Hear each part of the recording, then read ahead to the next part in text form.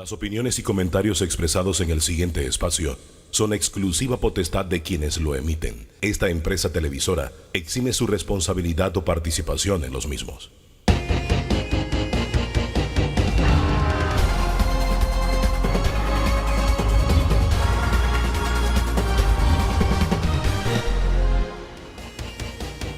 ¿Qué tal? ¿Qué tal? Muy, pero muy buen día. Bienvenido, bienvenida a esta cita dominical que tenemos con el análisis, el debate, la información, las diferentes corrientes de opinión que se encuentran aquí.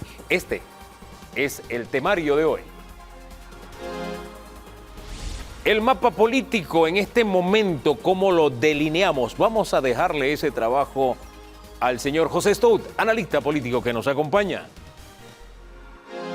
Recrudece la crisis migratoria. Ojo, ese es un tema humano que está enfrentando Panamá. Eduardo Leblanc, defensor del pueblo, y Samira Gozaine, directora de Migración, nos acompañan. Oiga, las tierras nacionales están en baratillo. Hay juristas como Ernesto Cedeño que están poniendo el grito al cielo. Bueno, el grito ante las autoridades, ante la Corte Suprema. ¿Qué es lo que realmente está pasando? Víctor Vergara, el secretario general de ANATI, nos acompaña el día de hoy. Extinción de dominio. ¿Se salvaron los corruptos? Aparentemente. Profundizamos en el tema con Jonathan Riggs, del Ministerio de Seguridad, secretario general, y Corina Cano, presidenta de la Comisión de Extinción de Dominio, Comisión Técnica.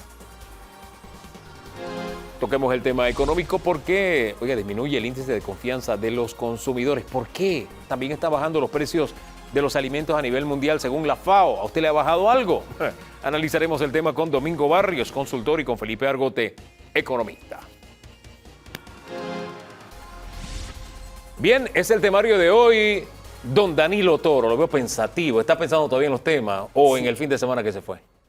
En los temas. En los temas. Ya el fin de semana pasado. Yo no esperaba menos de usted. Exacto. Sin embargo, déjeme decirle algo. A ver. Son temas que van, pique y se extiende. Sí, son temas que con lo de esta semana no se agotan. Oiga, a propósito de pique y se extiende, bienvenida a nuestro analista en este primer segmento, don José Stout. Buen día, bienvenido. Muy buenos días, don Hugo. Oiga, como que en la política interna del PRD en este momento la bola pica y se extiende. Está pasando de todo, pero yo no sé cómo lo ve usted.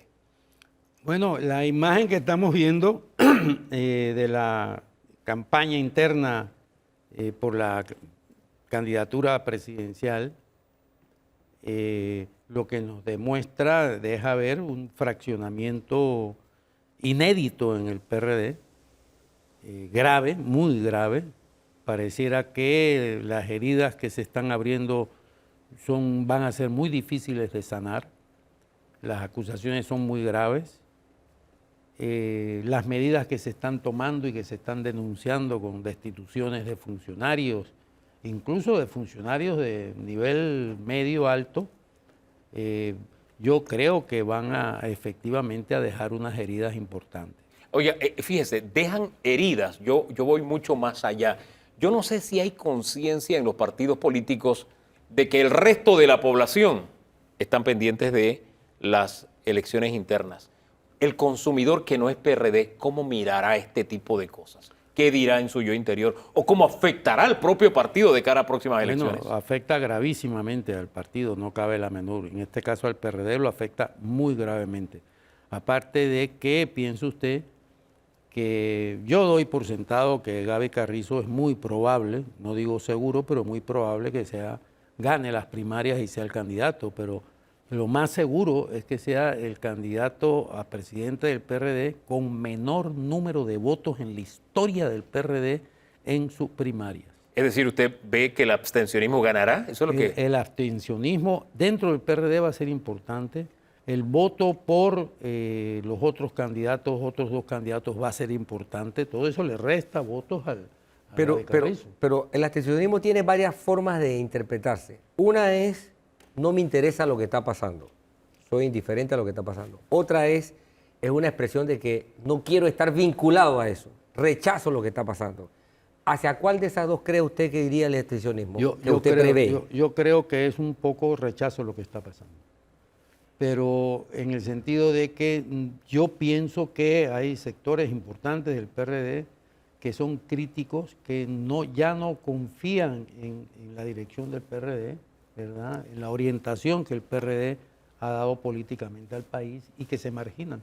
Ahora, puede que no confíen en la dirección, pero tienen una oferta electoral interesante. Pongamos a los más sonados sobre el tapete, como usted dijo, Gaby, ponemos a Cristiano, ponemos a Pedro Miguel, y ahí hay 3 ofertas distintas e interesantes para un partido con el PRD, ¿no le parece? Bueno, es que son tan distintas y los enfrentamientos tan graves que yo creo que no es interesante, que es debilitador del PRD. ¿Será debilitador? Sí, cómo no. Aparte de que usted se olvida de que hay otros 2 candidatos PRD que no están en las primarias del PRD, o sea que son 5 candidatos. Son 5 candidatos. Bueno, al interno son 8, pero nosotros mencionamos 3 nada más, que sí, son bueno, los que de son alguna los forma... que tienen alguna posibilidad claro. de ganar votos, ¿no? Pero, por ejemplo, yo no sé cuántos de las firmas de Zulay Rodríguez son votos PRD. No digo que todas las firmas, pero ahí hay votos PRD. Algo de esa manzana PRD se lleva o muerde. No, por supuesto. Y Martín, ¿la mordida será grande o pequeña? Yo pienso que más grande de lo que podemos imaginar, precisamente por ese hartazgo de gente PRD que quiere buscar una salida a la situación, ¿no? Sí, el PRD tiene en perspectiva entonces 2 escenarios. Un escenario doméstico y un escenario fuera del partido. Las generales. Exacto. No. Con Zulay Rodríguez y con Martín Torrijos. Sí, tal como lo decía don José. Exacto. Sí, Todavía no llegamos a las generales. Ahorita mismo tiene 2, está corriendo pleito en 2 escenarios al mismo tiempo, en 2 tindados al mismo tiempo. Bueno, en 3 escenarios. Uno por Independiente, otro por partido tradicional pequeño y el otro el PRD. Exacto, por Sí, eso. exacto. Clasificado a todos, uno adentro y otro Y 2 afuera. dos Sí. afuera. Esa es la más básica. Bien, eso significaría, esto es expresión de una crisis del momento coyuntural o de algo estructural que ya el PRD no puede cargar con él. Esto es una crisis estructural del PRD. Eso no cabe la menor duda. Piensa usted, y hay ejemplos históricos que se pueden mencionar, igual ocurrió con el Partido Socialista Francés, que fue un partido inmenso, que llevó presidente, Mitterrand, etcétera, y hoy es un partidito. ¿Y al PRD le pasará lo mismo? Yo lamento decir que me parece que le va a ocurrir lo mismo, porque eso pasa cuando las raíces que explican y justifican. Pasó en Francia con ellos, Francia, pasó en México con el PRI, pasó en Colombia. En Italia pasó con el Partido Socialista Italiano, en Grecia con el Partido Socialista Griego. Cuando los partidos rompen con las raíces que le dieron origen y expresión, eso es la hecatombe, es el derrumbamiento. Bien, entonces ya su vaticinio, lo más probable, pero es con alto grado de seguridad, Gaby Carrizo gana las primarias. Pero acaba de comenzar la campaña y Cristiano lleva más tiempo. ¿Qué es lo que hará la diferencia para usted? Bueno, todo el poder de la estructura del partido y del gobierno, Eso, que se va a volcar a favor de Gaby Carrizo. ¿Eso opera a favor de él dentro del partido? Sí, por ¿Y hacia supuesto. afuera? ¿Hacia afuera del partido? Claro. Bueno, yo no ¿Eso sé. es a favor o en contra? Yo no sé, es muy difícil en estos momentos, yo al menos no tengo encuestas fiables, Claro. las hay, pero fiables no. Pero yo pienso también que hay un rechazo a cómo ha llevado el gobierno esta situación.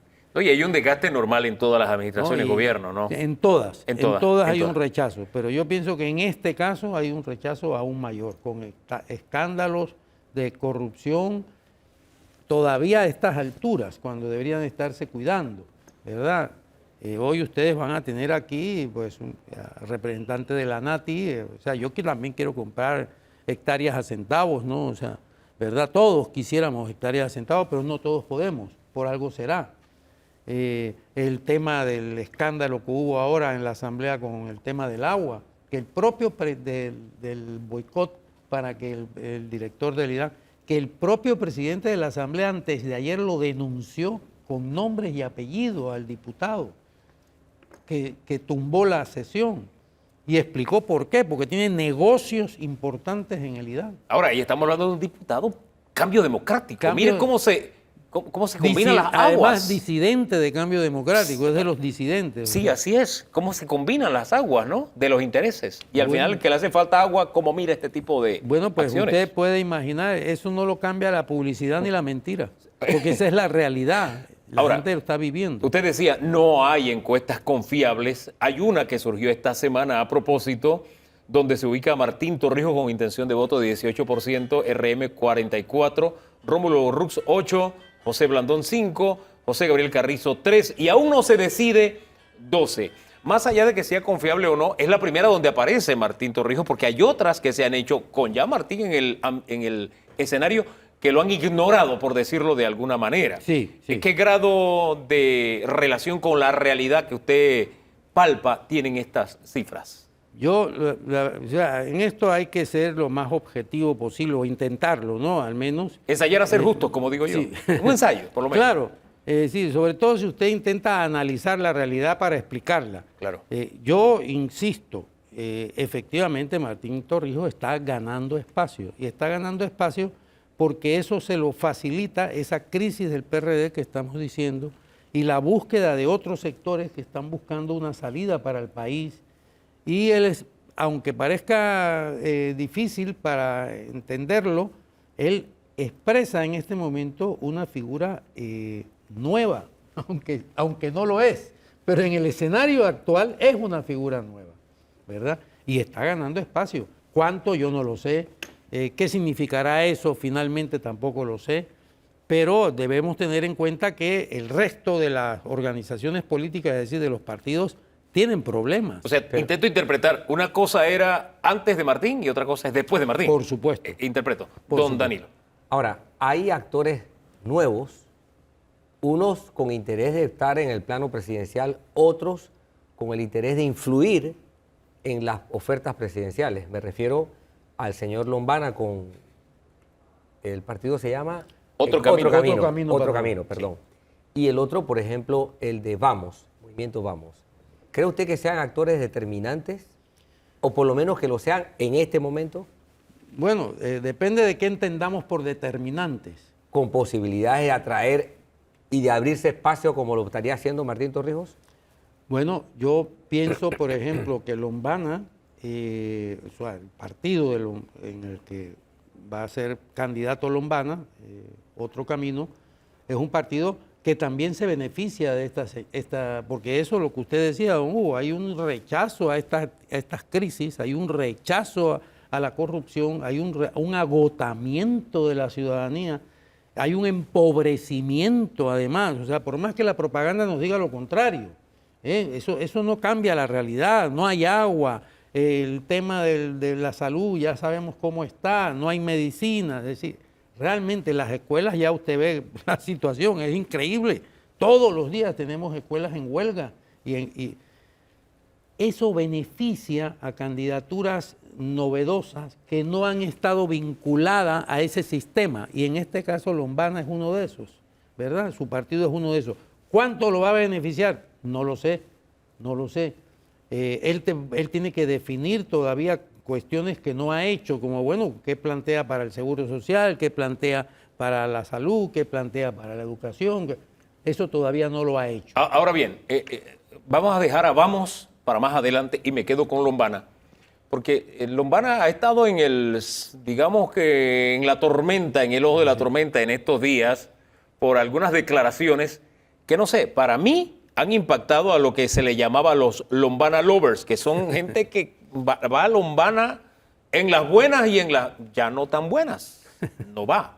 Entonces, hay dos cosas que él ha dicho últimamente que a esos Lombana lovers han saltado, han pegado el grito al cielo. Uno fue cuando habló del matrimonio igualitario, que corrientes progresistas, muy liberales, veían en él un representante. Ya no tanto, él se alejó un poquito. Y después cuando dijo que él y Ricardo Martinelli querían lo mejor para el país, esos grupos también, los Maralovers, pegaron el grito al cielo.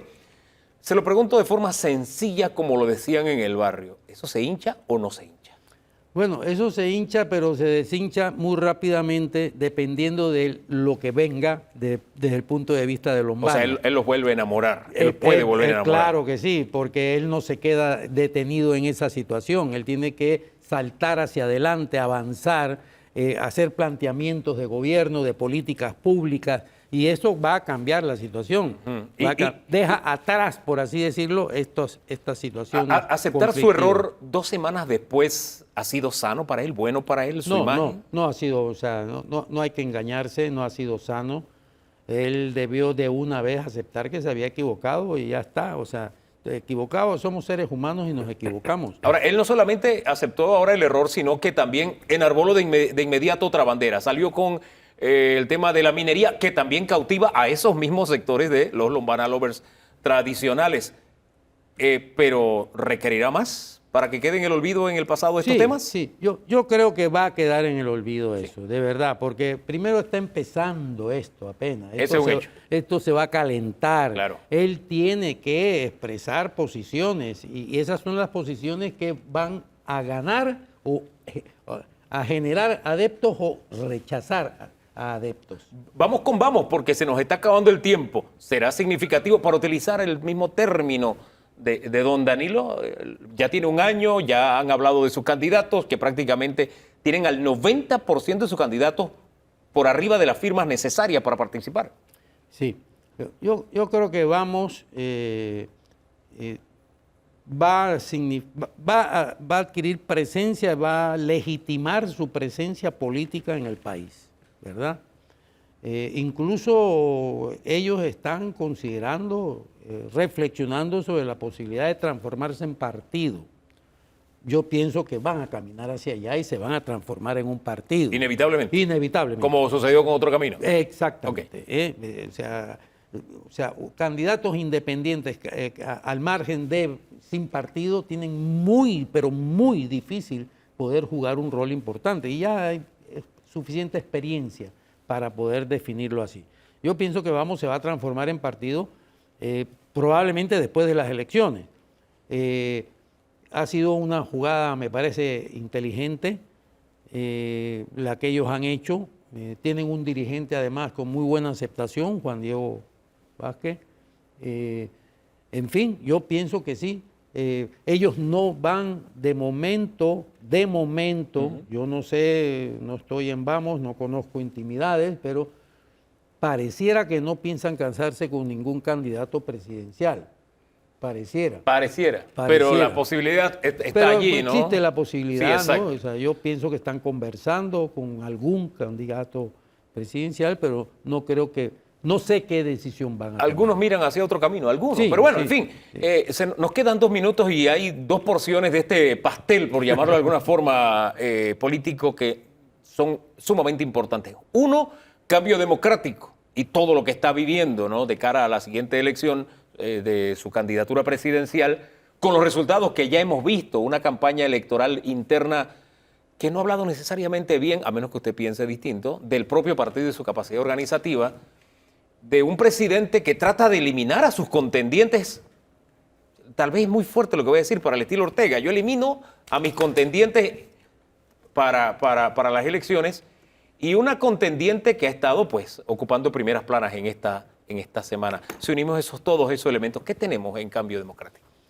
Bueno, en Cambio Democrático tenemos un presidente debilitado, no cabe la menor duda. Si usted gana unas elecciones siendo presidente de un partido y gana unas elecciones como las pasadas ajustadamente, eso significa que está usted débil. Y si además su contendiente está diciendo abiertamente que quiere hacer una alianza con otro partido, eso significa que aunque usted ganara ahora cuando vienen las elecciones de convencionales, como Yanivel pierda, ella muy probablemente, por no decir seguramente, va a hacer un llamamiento a abandonar ese partido e irse con Ricardo Martinelli. ¿Se llevaría...? Y yo pienso que, hombre, algo se va a llevar. ¿Algo significativo o algo pequeño? Eso ya está por verse. Claro. Pero algo se va a llegar con lo que aún debilita más a Cambio Democrático. Oiga, el fundador de ese partido, a propósito, don RM, tiene que comparecer ante la justicia. ¿Llegará como candidato presidencial? ¿Usted lo ve el otro año en las elecciones? La verdad que lo tiene difícil, ¿verdad? O sea, new business en este juicio. Hay declaraciones, incluso hay acuerdos de pena, hay acuerdos de colaboración, hay devoluciones de acciones diciendo, sí, esto fue así, se cometió este delito, yo devuelvo las acciones que me correspondieron. El Estado recuperó parte del dinero. Parte del dinero. Sí. Es decir, hay una situación muy difícil para el señor Martinelli. Vamos a esperar los resultados. Él ha alegado fuero electoral, ya se lo han rechazado. Yo creo que se acabó la dilación. Las acciones de dilación se han acabado. Al juicio sin más dilación. Y va al juicio sin más dilación. Y bueno, eso va a depender de las pruebas que haya. Bueno, esperemos a ver cómo se escribe esa historia. El señor Camacho dijo que si no corre van a incendiar el país. Este país se va a incendiar. ¿Esto usted cómo lo toma? ¿Como una amenaza? ¿Cómo lo toma? Es una amenaza gravísima además, gravísima. Y además con eso se demuestra un temor y una preocupación muy grande, porque si no usted no hablaría en esos términos. Dejemos las cosas hasta ahí. Muchísimas gracias, don José. Es todo una radiografía rapidita del mapa político en este momento. Hay un tema que concita la atención no solo nacional, sino internacional. Tiene que ver con el tema migratorio. Ya pasamos de los 100.000 migrantes en este primer trimestre. Es un tsunami de migrantes que tenemos y la situación tiene que atenderse también a ese mismo nivel. ¿Qué se está haciendo? ¿Qué se hará? La reunión tripartita esta semana a nivel de cancillerías logrará algún resultado. Todo eso lo ponemos sobre el tapete en el siguiente segmento, aquí en Debate Abierto.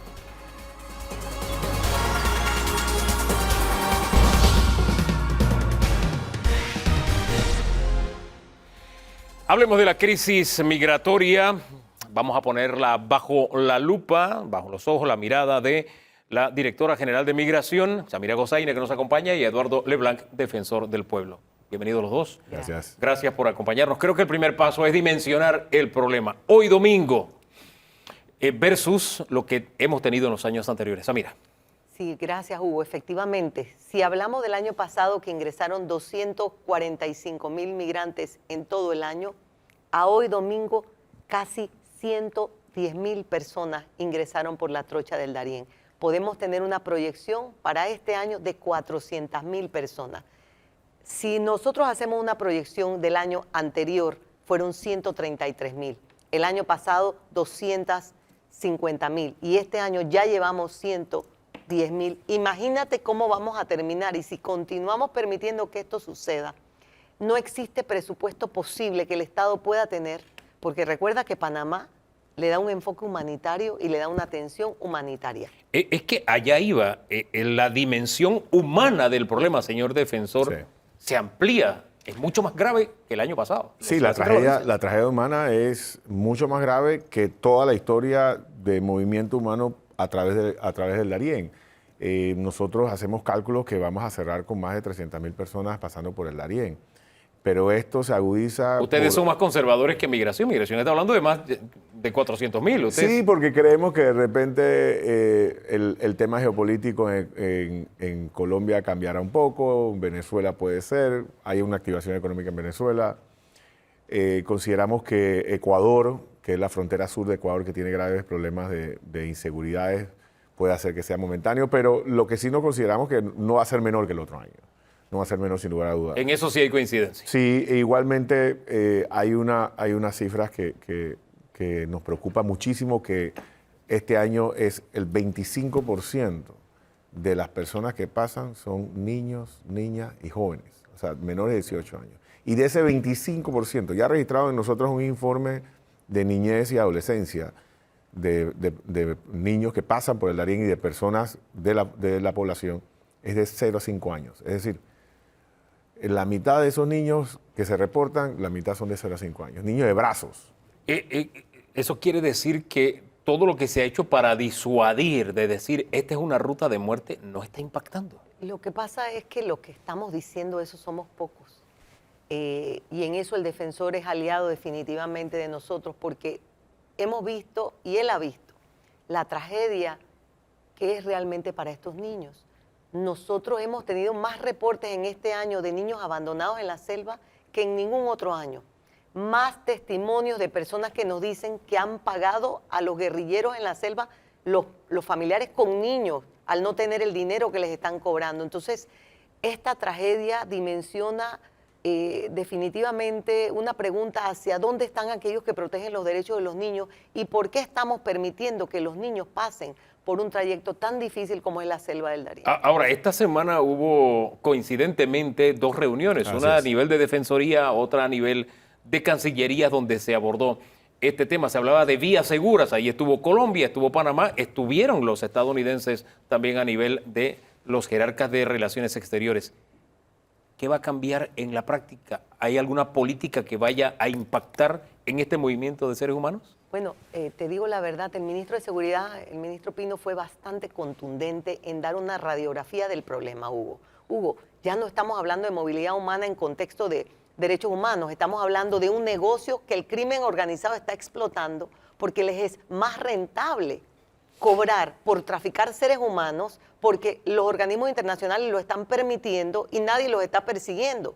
Sin embargo, sí Panamá, y el ministro fue muy claro, Panamá ya en lo que va de este año ha llevado más de 18 operaciones en protección de los migrantes, lo que ha resultado con 180 personas detenidas y 17 personas condenadas entre 10 y 33 años, algunos hasta 40.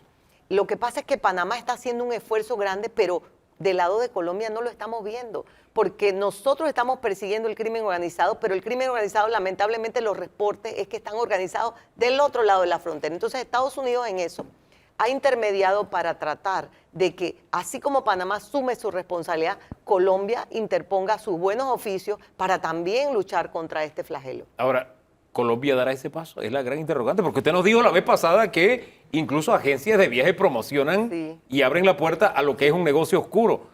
Esa es la gran interrogante. ¿Colombia dará ese paso con el tipo de gobierno que tiene en este momento? No sé si sea... No creo, porque adicionalmente te puedo decir que la posición de ellos en la mesa, primero que nada, nosotros trajimos un equipo de Ajá. más de 20 personas. Sí. Los Estados Unidos trajeron alto nivel. Estaba el secretario Mayorkas aquí con la general Richardson del Comando Sur y un equipo de casi 15 personas. La delegación de Colombia vinieron 3 personas. Entonces ya a eso te denota la importancia que le daban dando. Segundo, la solución del canciller en la mesa, el canciller Leiva, fue abrir nuevamente estas reuniones vecinales, el comité vecinal que tiene Panamá y Colombia. Es que ya hemos diagnosticado el problema. Ya por lo menos Senafrón en inteligencia y el Ministerio de Seguridad de Panamá tiene diagnosticado el problema y sabe quiénes son las personas que se dedican a eso del lado de Colombia. Parece ser que no tengan una seria intención o que no es la política pública en este momento, como bien dijiste tú, que no es política pública para ellos luchar de frente contra el crimen organizado.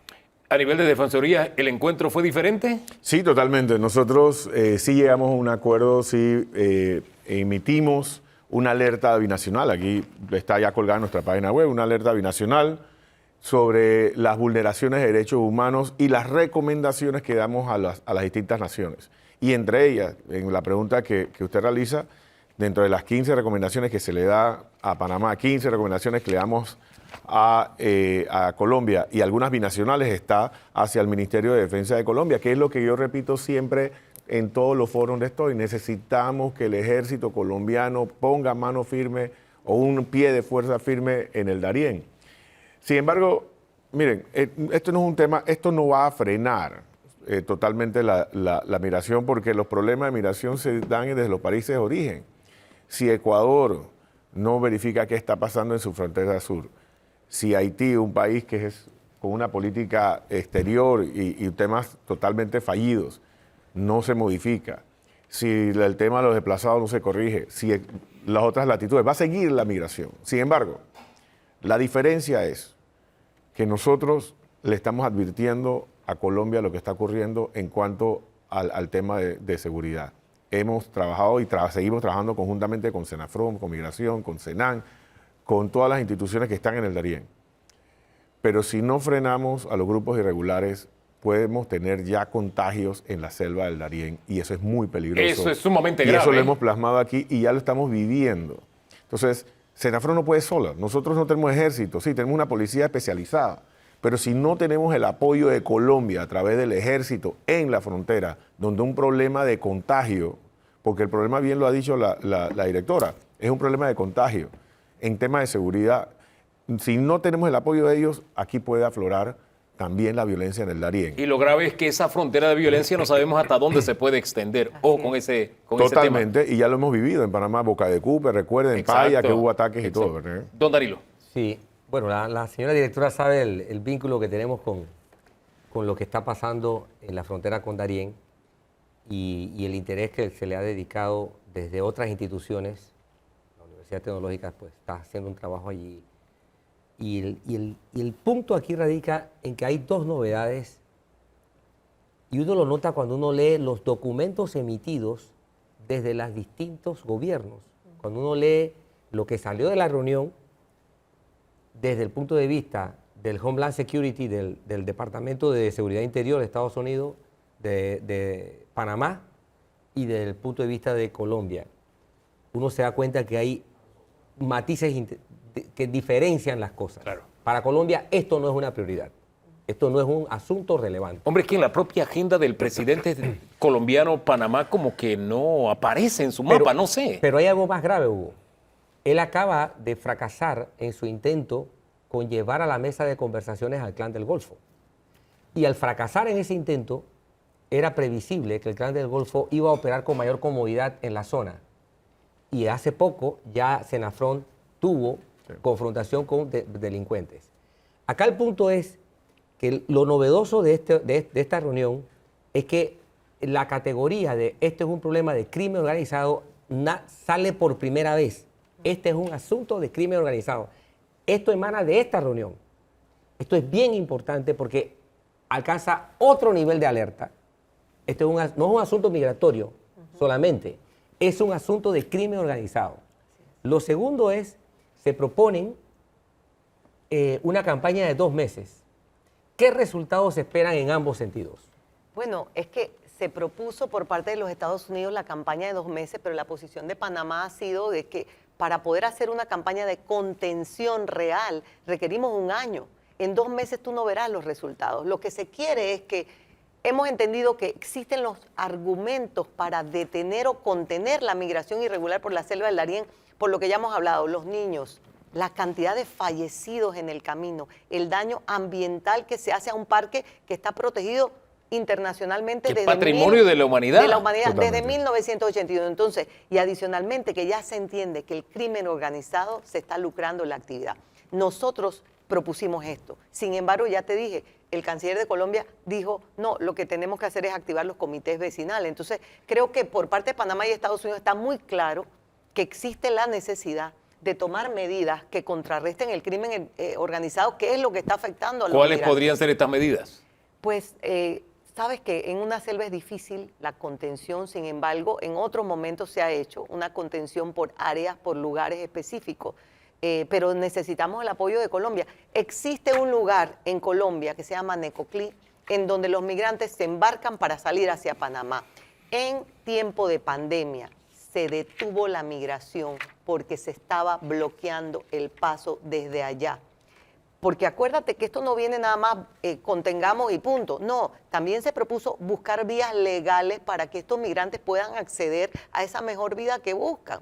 Lo que nosotros estamos diciendo es que el Pacto Mundial para la Migración ordenada y regular no se está cumpliendo porque esta migración es irregular y totalmente desordenada. Aunque hay crimen organizado, también hay un flujo económico que beneficia a gente de bien y que de alguna forma se beneficia, y lo pongo entre comillas, de la situación que están atravesando. Eso pasa en Colombia y pasa en Panamá. ¿Cómo enfrentar ese problema? Bueno, primero de todo, en Colombia pasa en mayor magnitud porque hay un mayor desarrollo en el área de Necoclí, de Capurganá, de Acandí, porque son pueblos, ¿no? Son pueblos propiamente tal de frontera como decirle Paso Canoa. En Panamá no, en Panamá es selva y después viene la comarca y el pueblo. Nosotros hemos apuntado de que sin lugar a duda ha generado una riqueza a parte de la población de Darién, una población olvidada por gobiernos, eso hay que decirlo, eso no es un solo gobierno, eso viene de antes. Pero también ha traído sus consecuencias, abandono escolar, abandono de la agricultura, de la ganadería, y aquí lo ponemos en la alerta binacional. ¿Y qué pasa? El día de mañana cambia el flujo. Nosotros tenemos, cuando estaba hablando la señora directora, yo estaba verificando mi libro y hemos tenido más de 8 rutas diferentes. puede ser que cambie. Y ya no pasa por Meteti. Póngase que lleguen directo a Yavisa o la acuática se renueva y vamos por otro lado porque pensemos que esa es la más segura. ¿Qué va a pasar con las personas? ¿Qué va a pasar con ese niño que abandona la escuela por ir a trabajar con el papá en la trocha o por estar de ayudante en la piragua o a trabajar con la mamá en la fonda? Esos son unos problemas que tenemos importantes. Sí ha generado ingresos. Vemos, nosotros que estamos constantemente allá, vemos la población con mayor capacidad de adquisición de ingresos. Pero ¿sabe qué me llamó la atención? Yo estaba en Canamembrillo y vimos 4 pick-ups de cargar frutas y esto, parados. Parados, no porque estaban dañados, porque no había que sacar, porque no hay producción. Están metidos en el negocio del tráfico, de mover a las personas. Yo no digo del tráfico, están en el tema de venta de comida, de artículos. El tráfico es otra cosa, es un delito. Pero es que se puede ahora por razón del verano. Ya después que comiencen las lluvias no se puede. La única ruta para llegar a Canamembrillo es vía río. Sí. Cierto. Sí, ahorita el verano es... Exacto. Pero hay otras implicaciones económicas con esa ruta terrestre.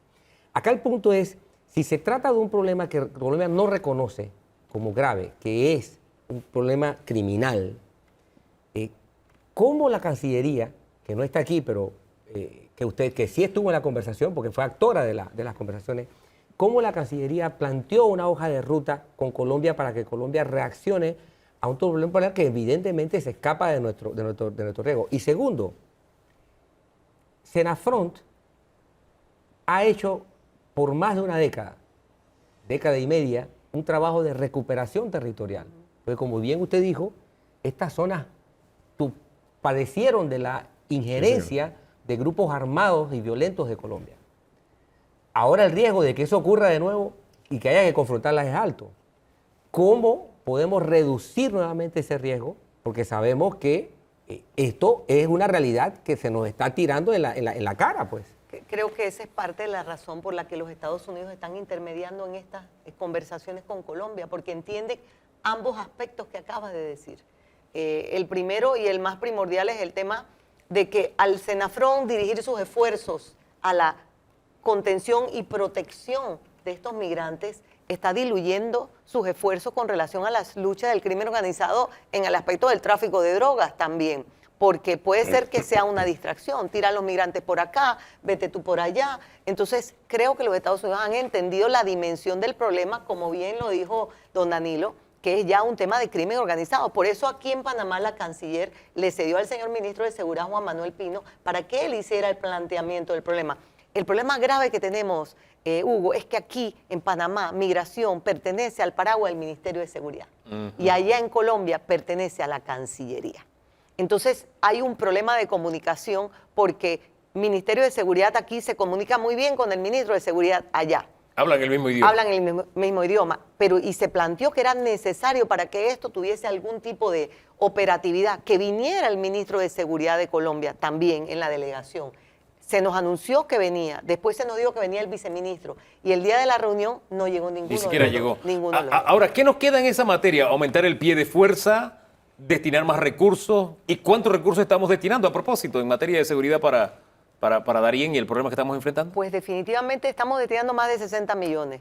Para poder que Migración asuma este reto y que Senafront tenga más capacidad para sus propios retos, requerimos aumentar el pie de fuerza. Pero después de una pandemia, sin inversión económica, ya me dijeron que para el otro año no puedo y no me están aceptando presupuesto de inversión para migración.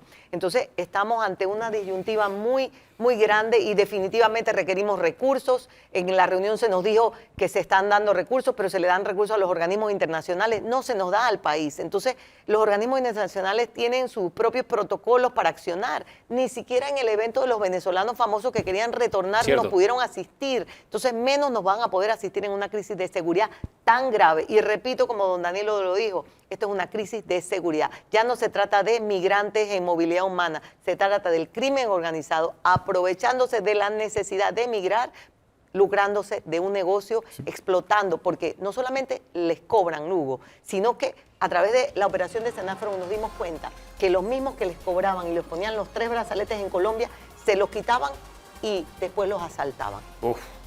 Señor Blanc. Sí, miren, si me permite opinar sobre el acuerdo Cancillería Panamá, Cancillería Colombia y Estados Unidos, Este no es el primero, este es como el cuarto. Y creo que Panamá, y lo digo, no es, yo no soy defensor del gobierno, soy panameño, soy defensor del pueblo, y me da consta que Panamá cumple grandemente, producto, podemos ser del fallo de la Corte, producto de las buenas políticas que hemos tenido en distintos gobiernos de temas de migratorio, pero no creo que Colombia cumpla del todo. ¿Por qué tiene la duda? Porque ya hubo, bueno, dos cosas. Ha habido varios y no ha incluido los derechos humanos, y no es que queramos meternos donde no nos ha invitado, pero hablan de humanitario y no están los derechos humanos. No ha invitado Defensoría de Colombia y Panamá. Dos, ha habido múltiples acuerdos. Hubo una reunión en Ecoclí donde participó la directora, participó la embajadora de Estados Unidos, participó el director de Migración de Colombia. ¿Y qué resultados hubo? A nosotros no nos daban información, a nuestro par en Colombia, en Colombia tampoco. Y le pedimos a ellos, nosotros, gracias a Migración, todos los días, 6 de la mañana, tenemos información de quiénes llegan. Pero Colombia no tenemos información, Defensoría de Colombia no tiene. Y esto es que el déficit de gobierno en la población fronteriza lo está asumiendo los grupos irregulares. Ese vacío de poder y de autoridad. La falta de oportunidades, de entregar esas oportunidades, Sí.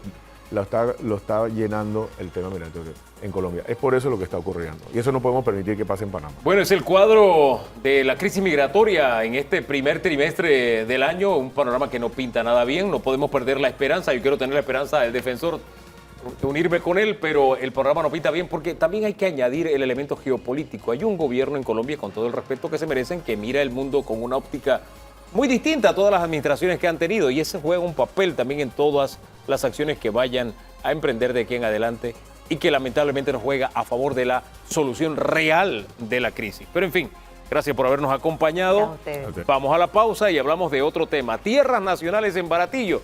Aquí tendremos a quien se le señala de vender. Ya por aquí han pasado los compradores, qué sé yo. A ver qué dice esta parte de esta ecuación que no terminamos de entender, porque yo también quiero tierras, como dijo el señor Stout, a esos precios que nos están diciendo. Luego de la pausa hablamos de este escándalo.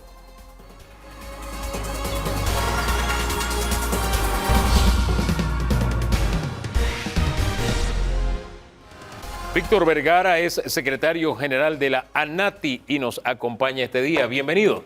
Muchas gracias, don Hugo Fabanía, don Danilo Toro. Buenos Muy días. Buenos días a ustedes y a toda la audiencia.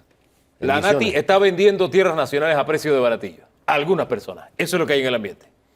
Bueno, sí, lamentablemente, aprovecho como introducción, si me lo permiten, para ir a la respuesta de esa pregunta. Vamos directo, por favor. Es importante aprovechar los medios de comunicación para hacer docencia. Hemos estado esta semana muy en los medios de comunicación, tanto en redes sociales, por supuesto en los medios tradicionales. Sin embargo, ANATI no vende tierras. La legislación nacional, y algunas personas se han comunicado conmigo y me dicen, pero cuando se emite un título de propiedad, allí dice expresamente asignación de un globo de terreno a título oneroso por el Estado a través de la ANATI. Esa no es la realidad práctica. Entonces, lo que está escrito, lo que dicen esos documentos, ¿no se compagina con la realidad? No se compagina con la realidad porque en la práctica lo que brinda la ANATI es un servicio de titulación. Es decir, ese ciudadano que acude a la institución porque desea formalizar un globo de terreno, llámese un predio urbano o un predio rural, para llevar al registro público, inscribirlo y que ya conste como de su propiedad. Porque la ANATI no vende terrenos, ya que en su mayoría, por no decir la totalidad de las tierras llamadas nacionales, Sí. tienen un ocupante, un ciudadano que la posee con ánimo de dueño y de la cual devienen muchos derechos, por supuesto también obligaciones, pero que no se lo asignó a ANATI, sino Oiga, por otros yo medios. tengo que creer en su palabra en vez de creer lo que dice un documento legal. Y el documento legal, firmado por el señor José Montenegro, administrador general, en el caso de una de las ventas a la señora Ábrego, por ejemplo, dice, segundo, fijar en $114 el valor de la adjudicación cifra que servirá para los efectos registrales y tributarios. Según estos documentos ustedes le establecen hasta el precio a los predios. Se le establece un precio de valor de adjudicación, de titulación, pero el precio real de ese inmueble, concretamente el que usted indica, es un valor sujeto al mercado, vamos a decirlo así, sujeto al mercado. Depende también del tipo de ley o el tipo de trámite, perdón, que se utilizó para la adjudicación. sí, Ayúdeme a entender más pero todavía, exacto. por favor. Si yo tengo la facultad de poner un precio, ya yo soy un actor que estoy determinando una acción de venta. ¿Sí? O sea, desde el momento que yo digo, esto vale un real, y usted está dispuesto a pagarme un real por eso, ya yo estoy interviniendo en un Y proceso ojo, de que le venta. está diciendo usted. No Correcto. son los privados los que lo están diciendo, lo está diciendo usted como entidad del Estado. Vayamos al Código Agrario para poder aclararles un poco A ver. y que el panorama quede ya con una justificación legal correspondiente. Dice el artículo 150 sobre la posesión agraria. La posesión agraria consiste en la actividad de hecho que se ejerce por un periodo no inferior a un año. Sigue avanzando el artículo, pero es una actividad de hecho de la cual ese particular sí sabe cómo llegó a su posesión ese predio, quizás por una herencia, quizás por una posesión ancestral, o inclusive hay fenómenos de compra y venta entre Danilo Toro y Hugo Famanía sobre un predio que luego se solicita en titulación a la ANATI. ¿Dónde entra ahí el tema de la transacción de orden social, que también está en la documentación que está apareciendo en este momento en pantalla y donde se establece precios, se establece el tema de la superficie? ¿Y cómo es que todo esto lo establece la ANATI sin tomar en cuenta en la documentación oficial? Y eso es lo que me llama la atención, que la documentación oficial diga una cosa, pero usted me dice que la transacción puede haberse dado de compra y venta entre privados. Y ustedes no toman en cuenta el valor de esa compra y venta para establecer lo que pagará ese predio, por ejemplo, en tributos. Allí dice que el valor que ustedes le están dando es este. ¿Quién establece ese precio? Si el Dice- precio de compraventa fue otro, supuestamente. Dice la etnia judía que los impuestos son de piernas largas y siempre alcanzan. El impuesto por la titulación es uno. En el caso de los predios rurales, en su mayoría están exentos Ok. de impuestos de inmueble. Sin embargo, hablando de titulación, hay tres mecanismos. Está la Ley 37, conocida como Reforma Agraria, que data de la década del 60. Está la titulación establecida a través de Ley 80 de 2010, sobre todo para predios que se manejaban por la Dirección General de Catastro del Ministerio de Economía y Finanzas, que luego vino a ser lo que yo llamo el Frankenstein, que es la ANATI, que tiene reforma agraria, tiene catastro del MEF, y la Ley 80 regula titulación sobre costas, islas y terrenos urbanos. Pero más Y allá de está otra todas esas legislación normas, yo quiero que me hable de lo que hace ANATI, porque en estas tierras o en estas transacciones hay una frase que me llama la atención, que se realiza la misma por una función social. ¿Qué función social hay en que un político acapare tierras a precio de baratillo? No, definitivo. El tema de la tierra es muy profundo por su valor incalculable.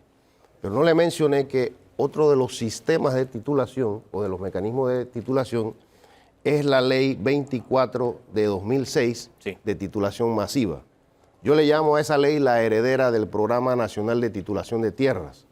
Inició con la presidenta Mireya Moscoso casi a final de su mandato y fue un procedimiento muy exitoso, sobre todo allá en mi tierra, quizás porque la señora Moscoso, no se lo vamos a criticar, los santeños no se lo criticamos, y el plan con mayor efectividad fue en Herrera y Los Santos.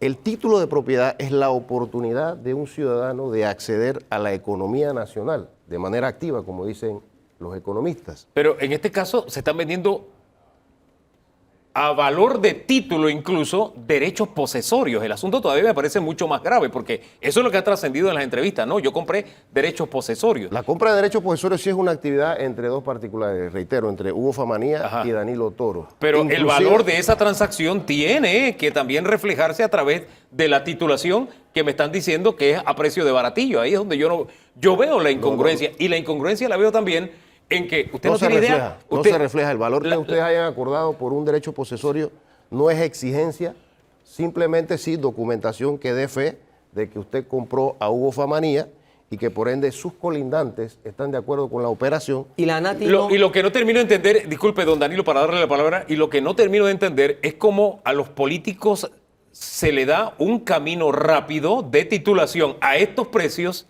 y usted no tiene idea de la cantidad de mortales que me han escrito diciendo llevo 15 años, llevo 20 años, llevo 30 años y no puedo hacer absolutamente nada. No hay ¿Qué camino privilegios rápido. tienen ellos que no tienen estas personas? No hay camino rápido, yo debo decirlo, al iniciar nuestra administración, el administrador actual, José Gabriel Montenegro, nos dice, estamos yendo a una de las instituciones más cuestionadas del país. Quizás en el top 3 podemos estar en la capital peleando los 3 primeros lugares, del puente hacia allá. En este momento están en el primer lugar, creo. Definitivo, del puente hacia allá, nos lo dijo desde 2019, somos quizás la institución que lleva el primer lugar. Se lo dijo en el 2019, pero ahora estamos en el 2023. No y hay, fíjese, no hay vía rápida, ni para políticos, ni para empresarios. ¿y cómo explicamos estas lamentablemente. transacciones que hemos conocido públicamente entonces? Esa operación en particular, Esas, porque son varias. Está la Inicia- del señor Pineda, las del señor Pineda, aparecieron ahora la señora Yanivel, que se citan otras también de la señora Yanivel. en el caso de la señora Ábregos, diputada de Capira, Sí. es un trámite que inicia en 2005, no necesariamente ella, la inicia la institución, siendo en ese entonces Reforma Agraria, por una desafectación que hace la autoridad del Canal de Panamá a el área occidental del norte de Capira. Estamos hablando de las comunidades de Santa Rosa, Siricito, Sirigrande, entre otras comunidades, a las que ACP dice estas comunidades no conforman la cuenca hidrográfica, por ende se inicia en PRONAT un barrido catastral.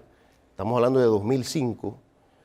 La investigación que he hecho administrativamente interna revela que la señora, usted menciona, la diputada de Capira, pudo haber adquirido esa propiedad de compra de derecho posesorio a un particular por allá por 2012, 2013. O sea que no es tan rápida la vía como estamos diciendo.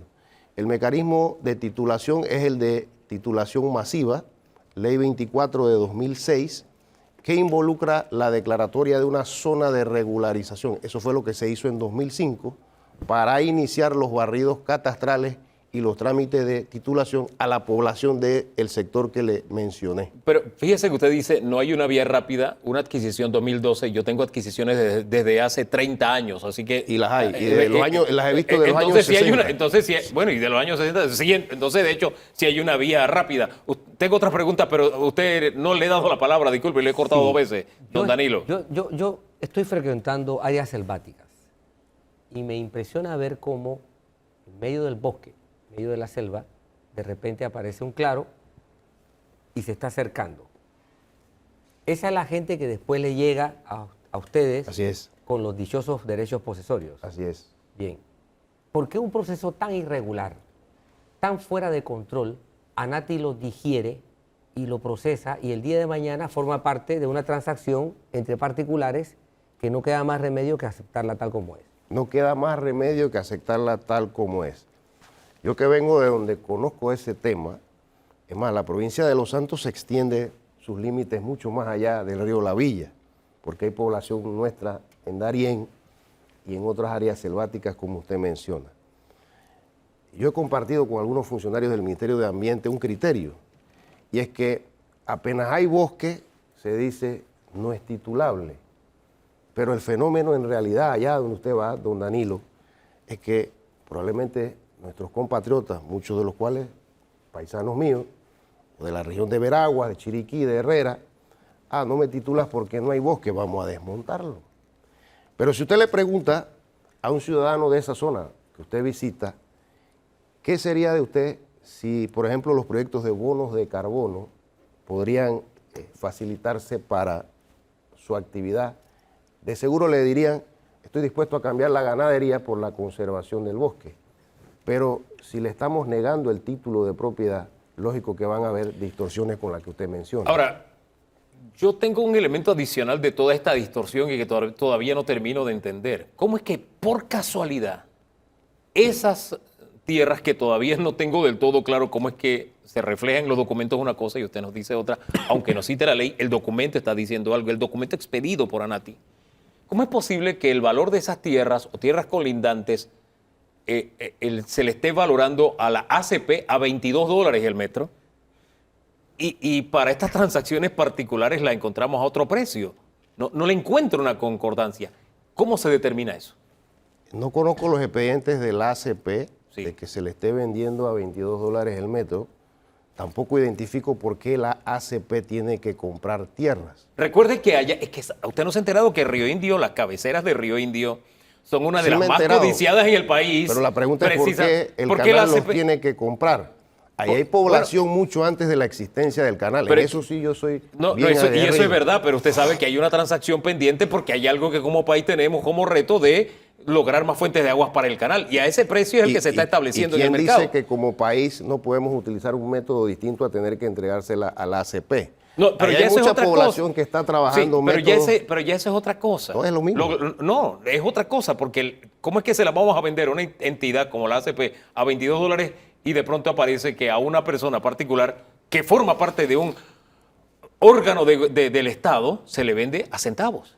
Sí, es cuestionable por lo llamativo del cargo de la persona. Ahora, le decía yo a ¿está otro consciente periodista, de que es cuestionable? Por lo menos, Sí, ya tenemos pero un avance. yo le decía a un periodista, colega Sí. de ustedes, si paralizamos la titulación masiva que va dirigida a la comunidad, A la comunidad, no a los políticos. no a los políticos, definitivamente, cuando la titulación masiva llega a Siri Grande, Santa Rosa, el objetivo es la población de esas comunidades.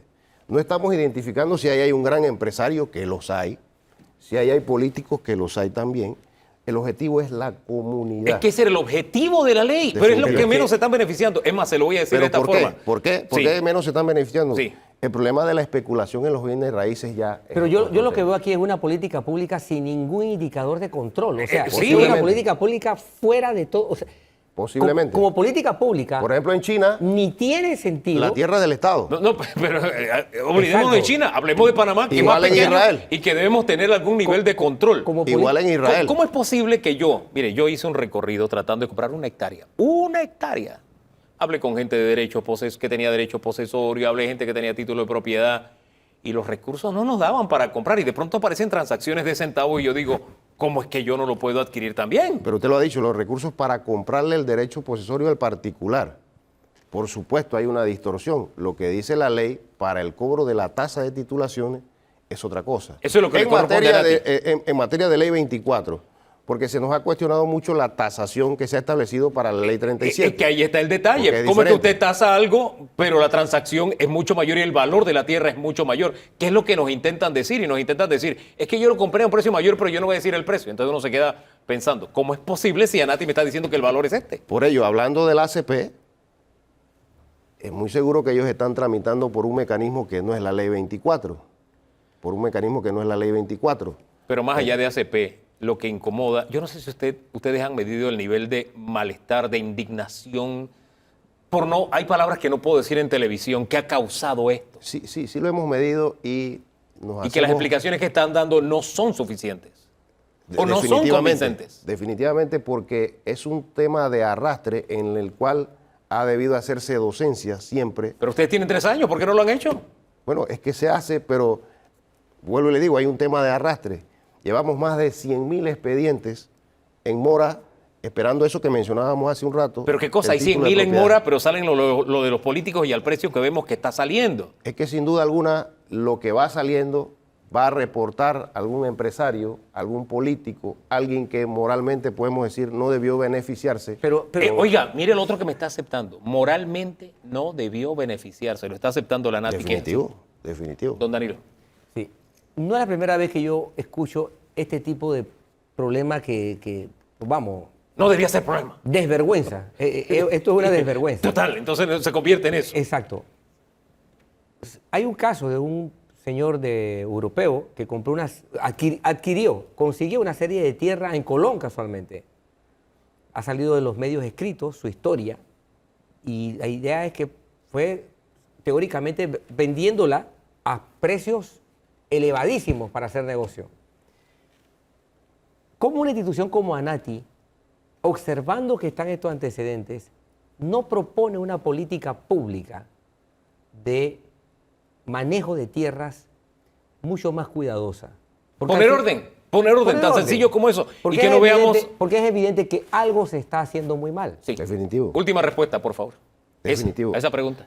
Algo se está haciendo muy mal y no sería solamente ANATI el que estaría en capacidad de lograr un resultado de una propuesta como esa. Tengan presente que estamos hablando de un valor incalculable, el tema de la tierra. El ejemplo que usted expone es típico.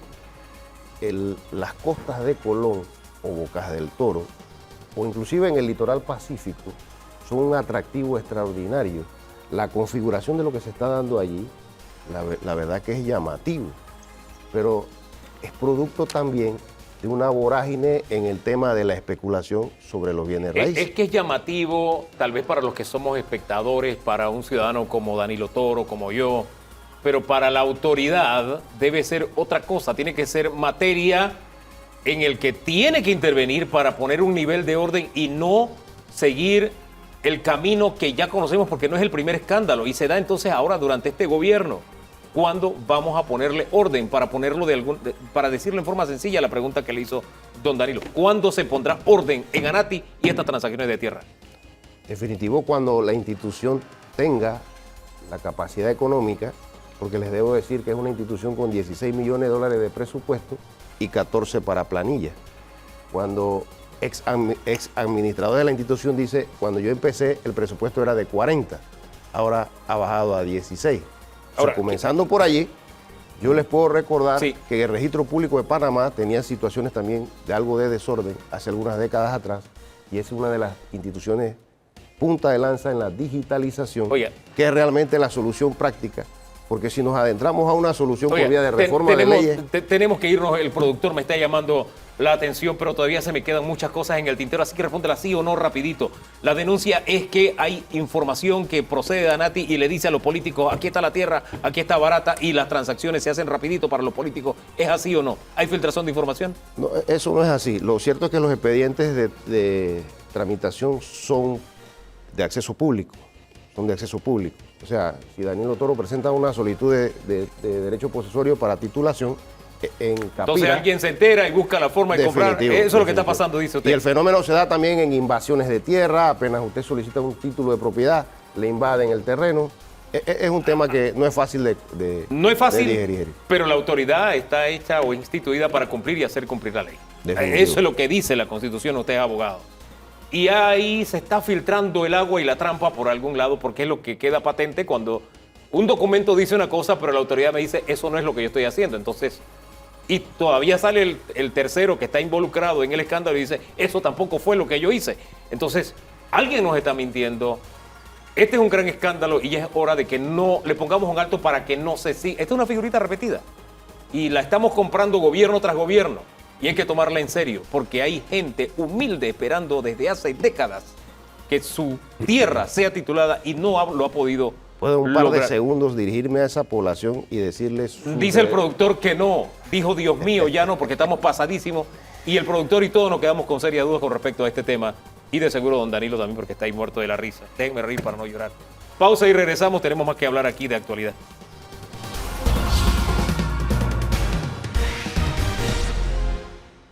Extinción de dominio. Se salvaron los corruptos. Así titulamos este segmento. ¿Usted está de acuerdo con el nombre del segmento o no? Totalmente de Sí. acuerdo. Nuestra invitada Corina Cano movió la cabeza y dijo que Yo no. estoy totalmente Pero el de documento acuerdo. que salió podado de allá me manda ese mensaje como ciudadano. Y también está el secretario del Ministerio de Seguridad, Jonathan Riggs. Gracias a los dos por acompañarnos. Bienvenido. ¿Por qué dijo que no, Corina? ¿No se salvaron los corruptos? ¿No están en extinción de dominio? No tiene que estar en la extinción de dominio porque ya hay un ministerio público que persigue el delito, número uno, y segundo, que hay una jurisdicción especializada, que es el Tribunal de Cuentas, que se encarga de este tipo de delitos. Oh, vamos a- Además, disculpe, la un alto jurisdicción de ahí. extinción de dominios persigue los bienes Sí. y no a las personas. Bien, vamos a hacer un alto ahí. Bien, es verdad, existe otra esfera en los países donde ha llegado esto, lo que se le ha dado es una herramienta adicional porque las herramientas que existían No no eran... existe en la no eran- jurisdicción de cuentas, en esos otros Permítame países. hacerle la pregunta. Estoy hablando de Colombia, por ejemplo, donde sí existe. Estoy hablando de Honduras, donde sí existe. Donde se le ha dado esta herramienta es precisamente porque las que tenían no alcanzaba. Entonces, dígame una cosa, las herramientas que tenemos para luchar contra la corrupción, ¿usted le parece suficiente? ¿Le parece que hemos funcionado bien? ¿Los corruptos que pasan a mejor vida ante nuestros ojos? Hay que fortalecer las ¿Y instituciones. esto no era que para tenemos. fortalecerla precisamente la lucha contra la corrupción? ¿Esta Lo herramienta? que han manifestado los proponentes es que el músculo del Ministerio Público requiere de esta herramienta para poder perseguir el crimen organizado y la asociación y el músculo financiero que genera un tema de que se compran bienes. ¿Y la corrupción no para- funciona igual? ¿No funciona así bajo ese músculo, etcétera, Bueno, etcétera? pero existe ya la jurisdicción especializada de cuentas donde el Estado hizo una inversión creando una jurisdicción especializada de cuentas donde ya el Estado a nivel constitucional ya, Pero co- no estamos ya dando creó. vuelta como el hámster. Es que esa herramienta no es suficiente, teníamos que Mira, evolucionar. realmente, Hugo, en mi caso en particular, me da exactamente igual si incluyen o no incluyen ese delito, pero a mi juicio, legalmente no se puede porque constitucionalmente ya hay una jurisdicción especializada de cuentas que se encarga de ese tipo de delitos. Ciudadano Danilo Toro. Yo me quedo perplejo realmente. Esto parece un relato de otra galaxia. Si el argumento es que hay riesgo de abuso y que ya existe algo que ha funcionado, la pregunta es, y voy a ser mezquino, voy a mencionar 10 cosas sobre las cuales todavía estoy esperando que algo funcione. A ver. ¿Ok? Un presidente dijo fuera de Panamá que ya se habían recuperado 500 millones de dólares de los problemas de Odebrecht. Hasta la fecha ni los 250 que Odebrecht había dicho que iba a pagar se ha pagado. Fortalezcan las instituciones que Acabamos de existen. terminar de abordar el problema de tierras. Millones de dólares en juntas comunales denunciados por un excontralor. Los problemas de la danza de millones del PAN. La repartición de las aguas del IDAN. Donaciones millonarias a partidos. Manejo de desechos. Pandeportes. Lotería Nacional y sus cobros por sorteo. Y Ahí tenemos la solución a la mitad de los problemas sociales que tenemos en el país. El pago de buses. Que se han ido en el pago, corrupción. el pago por salida de buses Sí. que luego siguió trabajando. Bueno, Eso toda sí, esta historia. eso sin hablar de Toda esta sobrecostos historia de las se dio obras. con un régimen, Sí. con una jurisdicción, que ahí estaba. Exacto. Ahí estaba la jurisdicción. Era como que lo que necesitábamos Ahí estaba. para que el país recuperara lo que los Vamos. corruptos nos estaban llevando. Vamos, cuentos Y como este, por favor. Y entendí bien cuando el Ministerio de Seguridad dijo, o el ministro dijo, ese tema tiene que ir. Yo lo entendí así como ciudadano y celebré como ciudadano. No está. Se queda en la jurisdicción que estaba antes. ¿Esto satisface al Ministerio de Seguridad? Bueno, más que satisfacer, como nosotros hemos sostenido, es la disposición que tenga la Asamblea Nacional de discutir. Nosotros entendemos que la propuesta hecha por ellos, que fue entregada el día de hoy, debe ser analizada por la mesa técnica y si nosotros tenemos recomendaciones que inicialmente fueron presentadas en el proyecto 625, nosotros las vamos a sostener. Esa va a ser la posición del Ministerio. Y la decisión final es de la Asamblea Nacional. Para nosotros, todos los tipos penales inicialmente eran necesarios incluirlos porque toda Incluida actividad corrupción. ilícita, Incluida corrupción. toda actividad Todas. ilícita que genere dineros, bienes susceptibles de valor económico, puede bien enfrentar un proceso de extinción de dominio. Es lo que hemos sostenido. Hombre, Sin que- embargo, la potestad que tiene la Asamblea Nacional de decidir si se incluye o no en función a las recomendaciones que sus asesores o quienes tengan alguna posición contraria a lo que nosotros hemos presentado, es potestad de ellos. La potestad ha sido aquí 0 carreras, 0 hits, 0 error, juego empatado. Yo lamento Seguimos mucho, como estaba. yo lamento mucho que el Ministerio de Seguridad haya cambiado su discurso. ¿Por qué? Porque desde el día 1 siempre, tanto el Ministerio de Seguridad como el licenciado Jonathan Rick han mencionado, tanto en su exposición de motivos, han sido consecuentes en señalar que la ley de extinción de dominio se requiere para combatir el crimen organizado y siempre ha estado dirigido a contrarrestar las actividades criminales organizadas, erradicando su capacidad operativa, financiera de las organizaciones ¿Qué crimen criminales más organizado en de Panamá que la las corrupción? estructuras organizacionales. ¿Qué crimen más organizado que la señor. corrupción? Siempre Aquí- han puesto como ejemplo el narcotráfico, los Bueno, ese delitos es un relacionados ejemplo. con droga. Siempre han dicho eso porque hacen referencia Pero no es privativo a eso. ¿Me permiten hablar, por favor? Adelante, adelante. Porque se han detenido Ah. en este tema cuando no menos de 100 personas nos hemos dedicado por 2 semanas en una mesa técnica hablando de aspectos estrictamente jurídicos, hablando de temas donde nos presentaron un proyecto de ley que tuvimos que rehacerlos, juristas, expertos en el tema jurídico, donde era un proyecto de ley inconstitucional, donde tuvimos que rehacerlo y ustedes se han detenido en un solo tema, cuando hay tantos temas importantes que vimos allí, donde hemos tenido que hacer un trabajo jurídico y donde efectivamente les estamos diciendo que jurídicamente no podemos incluir un delito, que hay una jurisdicción especial, que ya la ley lo ve y que la Constitución dirige ese delito a otra jurisdicción especial. Disculpe que nos hayamos estancado en ese tema. Sí, porque realmente no le veo. Sí, le voy a explicar qué le vemos. Le vemos que... Están diciendo lo que la gente quiere escuchar cuando realmente hay un tema jurídico que es lo que hay que explicarle a la ciudadanía. Ahora le digo yo, ¿me permite usted? Perdón. Ahora, Sí, lo bien. están haciendo. Bien, sí, bien. Y no están valorando el trabajo que hemos hecho. No, yo valoro el trabajo que hacen los diputados. Lo valoro. Es más, le pagamos el salario para que lo hagan. Nosotros se lo pagamos. Claro que lo valoro. Por supuesto. Entonces, yo creo que los diputados tienen que darnos leyes que sean consecuentes con la realidad que estamos viviendo. Y la realidad que viven los ciudadanos es que la corrupción le ha robado el futuro y la esperanza y el presente a muchos. Cuando en este país hay obras con evidentes sobrecostos y no he podido recuperar ese dinero, que se ha dicho públicamente que sí, y eso no ha ido a las arcas públicas. Bueno, pero hay que fortalecer las figuras que ya existen. Por eso, entonces tenían un la oportunidad de oro. público que tiene que hacer su trabajo también. Por eso tenían... Fiscales que necesitan fortalecer figuras como el comiso, por ejemplo. ¿No le parece que tenían ustedes la oportunidad dorada de darle las herramientas al sistema, de modificar lo que estaba mal, para quitarle el músculo financiero, que es lo que buscan? Plata, para que el pobre no tenga solución de su problema. Existen leyes como la Ley 34 de julio del 2010 que regula el comiso y muchas leyes más. Pero parece que no es suficiente. ¿O esto es suficiente? No es suficiente. No es suficiente. Bueno, pero ¿por qué? Porque no fortalecen, no les dan las herramientas a los fiscales. Lo dijeron en la mesa técnica. Me da la impresión que tratamos de tomarnos una sopa. Tenemos leyes que no fortalecen no le dan las herramientas a los fiscales. El mismo Ministerio de Seguridad señaló que el sistema penal ha fracasado. Por eso es que se requiere una jurisdicción especializada. Por eso se requiere. Pero me parece que el Ministerio Público señaló que sí tienen. Que son los idóneos para todo esto, pero no les dan las herramientas. Los resultados hablan. Nosotros hemos Capaciten a sus fiscales. Nosotros hemos demostrado que nos hemos tratado como sociedad, me olvido de las instituciones, como sociedad, para hablar de país y salir de la emoción. Como país hemos tratado de tomarnos la sopa con tenedor. Me parece que se ha presentado una herramienta. Vamos a tomárnosla con cuchara y se ha dicho, no, sigámonosla tomando con tenedor.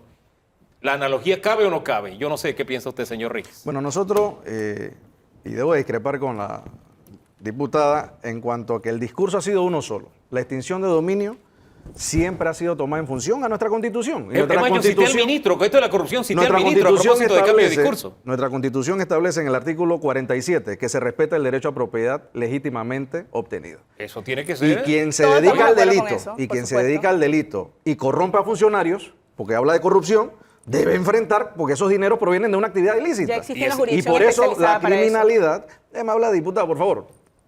Nosotros aspiramos a que se entienda que la corrupción no es solamente por el tema de persecución política, porque nuestro interés no es perseguir políticos. Nuestra intención siempre ha sido combatir la criminalidad organizada, que está siendo financiada con dinero proveniente de los delitos.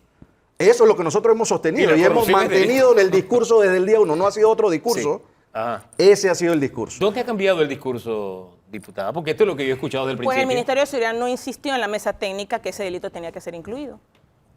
Ahí estuvo el cambio. Eso es no verdad. insistieron en la propuesta. Y la mesa técnica es testigo de eso también. En la propuesta. O sea, que si hubieran insistido, en la propuesta original. Si hubieran insistido. En la propuesta original. Si hubieran insistido, ustedes lo hubieran pasado entonces. Mira, si en la mesa técnica el proyecto original sí incluían todos los delitos. O sea, que había que eliminar el derecho, había que eliminar todo el sistema penal para que todo fuera extinción de dominio. Esa fue la propuesta original. No se tiene que Esa fue la propuesta original, realmente.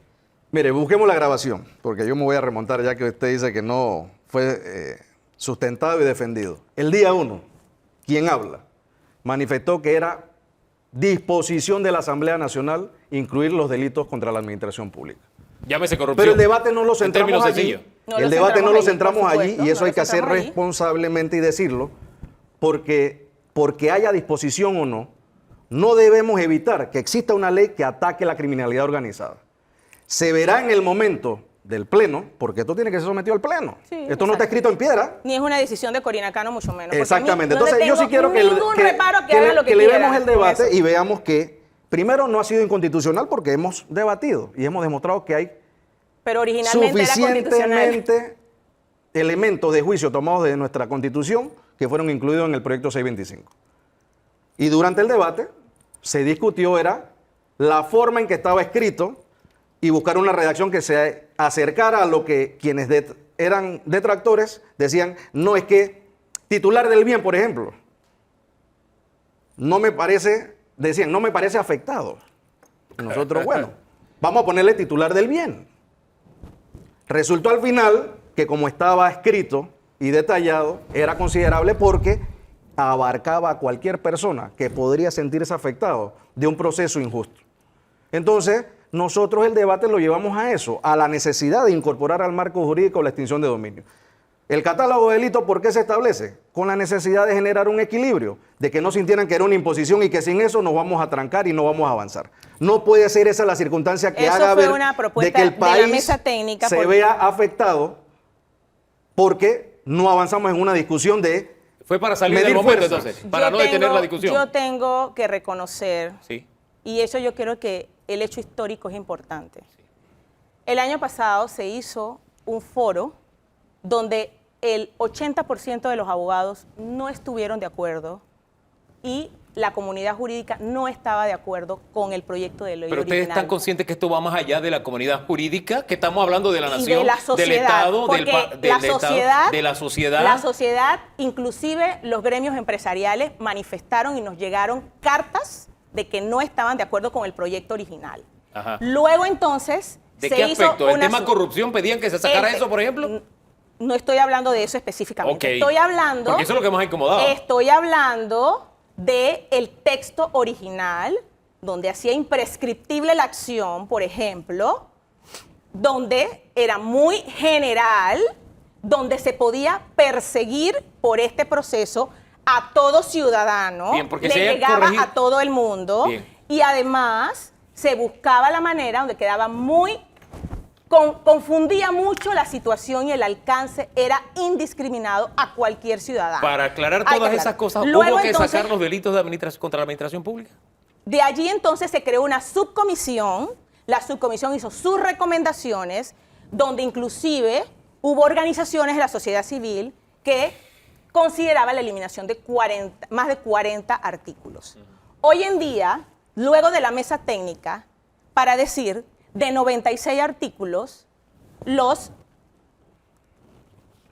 86 artículos que quedaron, se modificaron 86 artículos. Para que le quede claro. Tenemos una ley nueva. Tenemos una ley nueva. O sea, no fue emputada, Porque realmente es una ley nueva. es una con ley el mismo nueva. fundamento que es Claro, extinguible. dejamos el espíritu de la norma. El espíritu de la norma está, Para sí. que sepan. Eso es. Claro, porque sabemos y conocemos No hay nada el más espíritu de la intangible norma. que un espíritu. Para que sepan de que realmente, ¿por qué? Porque había que garantizar las garantías fundamentales del ciudadano de que si hay personas que sí, todos estamos de acuerdo de perseguir el delito, todos estamos de acuerdo de que es una herramienta nueva, todos sabemos que simplemente es una confiscación de bienes, que aquí le estamos llamando extinción de dominio, porque la confiscación está prohibida por la Constitución Nacional. Es un tema técnico, no lo voy a explicar aquí, pero la extinción de dominio es una Sí, figura, pero es un confiscación de híbrido. bienes, si lo quiere llamar así, pero de bienes mal habidos, bienes Así es. producto Por de supuesto. delito. No. ¿Por Por qué sacar a la supuesto. corrupción Estamos de de esos, acuerdo. de quienes han pasado Estamos- mejor vida a estamos tener de acuerdo. todos esos bienes con Esta- ese delito? Estamos de acuerdo que la extinción de dominio es un híbrido donde se están persiguiendo los bienes de conductas delictivas, ¿Sí? donde es un proceso. ¿Y cómo quedó el borrador propuesto? Una jurisdicción totalmente independiente y autónoma en la que va a estar precedido de un fiscal general especializado en extinción de dominio que viene de la propuesta original, donde un tribunal colegiado va a estar precedido también de un juez de control de extinción de dominio. Jurisdicción que no persigue los delitos contra la administración pública. Don Danilo. O sea, Sí. corrupción. A mí no me Porque hay cabe- una jurisdicción especial que ya persigue ese delito.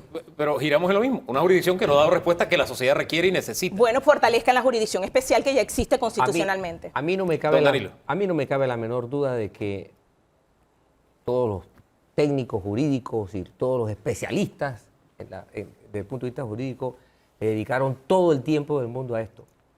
Pero es que no importa el tiempo que le hayan dedicado.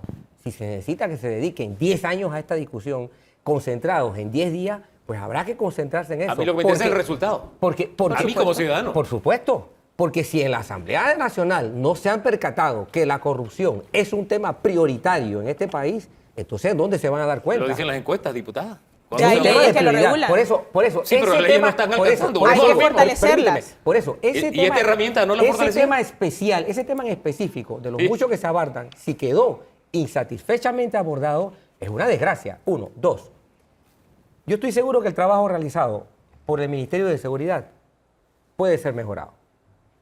No me cabe la menor duda. Y debe ser licenciado, trabajo de la y debe ser Asamblea, mejorado. mejorar. Exacto. Pero el propósito de lo que presentó el Ministerio de Seguridad, el propósito que es combatir a una de las amenazas más significativas que tiene la sociedad y el Estado hoy día, debe mantenerse o mejorarse, no diluirse.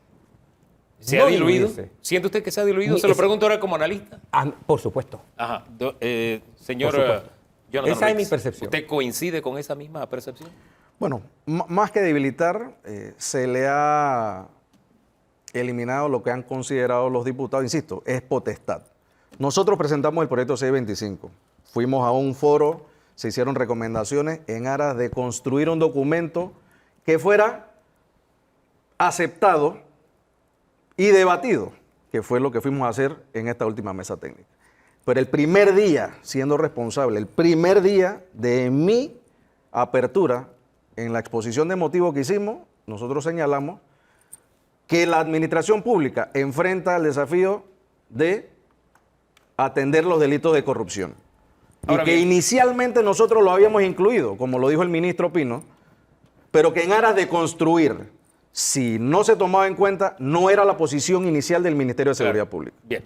Eso es. Sobre el tapete pongo algo que también hay en la opinión pública, o en las opiniones públicas, porque no hay una opinión, hay muchas opiniones públicas.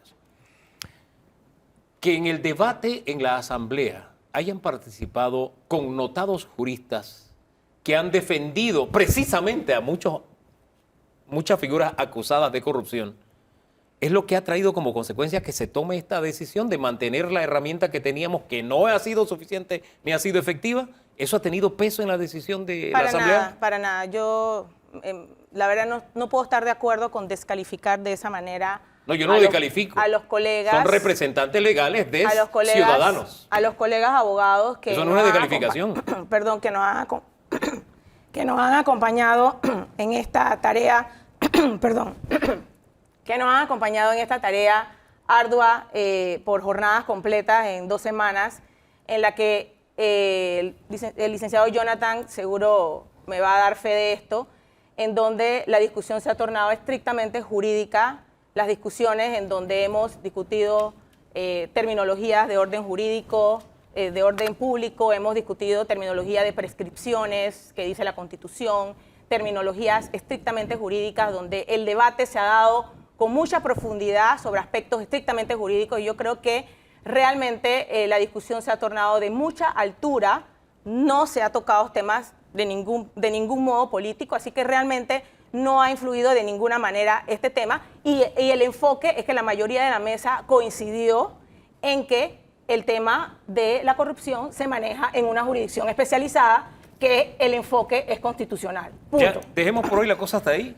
Este tema dará para más porque va a segundo debate. El Pleno es soberano. No, tal todavía como no lo hemos hace- discutido en primer debate. Va a primer debate. Perdón, va a primer debate y allá, y si pasa el primer debate, porque está saliendo de comisión técnica, irá a segundo debate, el Pleno será el soberano y decidirá. Lo que yo sí pienso como ciudadano, y esta es una opinión, es que la Asamblea nos da un servicio a los ciudadanos, de darnos las leyes que la sociedad, los ciudadanos, requerimos. La justicia también hace lo mismo, nos da un servicio, lo hace el Ministerio Público. Y hasta ahora, con el tema de la corrupción, hemos intentado tomar sopa con tenedor. Entonces no es que, espérate, aumentale el tamaño al tenedor, seguirá siendo un tenedor. Necesitamos una herramienta, la cuchara para tomarnos sopa. Mientras sigamos combatiendo la corrupción de la forma en que lo hemos hecho, seguirá a repetir el mismo error y tendremos el mismo resultado. Este tema que ha dejado tanta insatisfacción, veremos qué lectura se le da por parte de los diputados de aquí en adelante. Pausa y regresamos, hablaremos de economía, de su economía, en segundos.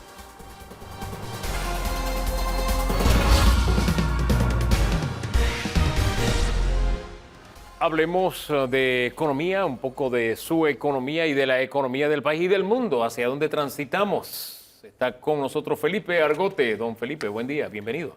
¿Qué tal? Buen día, gracias por la invitación. Oye, este titular a mí me llamó la atención. La FAO dice que los alimentos han bajado sus precios a nivel internacional. ¿Podemos decir lo mismo en Panamá? ¿Los alimentos han bajado de precio? Mira, es que los precios son un concepto relativo. Por eso siempre cuando te dicen, bueno, han bajado de precio, ¿con respecto a qué? ¿Con respecto al año pasado donde llegaron a la cima o con respecto al promedio de los últimos 5 años? La gente piensa en términos relativos. Cuando tú le dices a alguien, mira, si las lentejas están a 60 centavos y empiezan a venderte en 70, tú dices, oh, tan cara. Pero si estuvieron en 80 y te la venden en 70, ay, qué barata están las lentejas. Porque la gente piensa en términos siempre relativos, no el costo de producción, sino cómo lo compraste antes. En Panamá no han bajado como deberían por culpa del control de precios. A ver, explíqueme eso. ¿Por qué? Porque cuando los precios estaban altísimos en julio debido recuerda que la gasolina prácticamente se duplicó, se puso control de precios. Entonces, cuando bajaron los precios de la gasolina, los productos debieron bajar.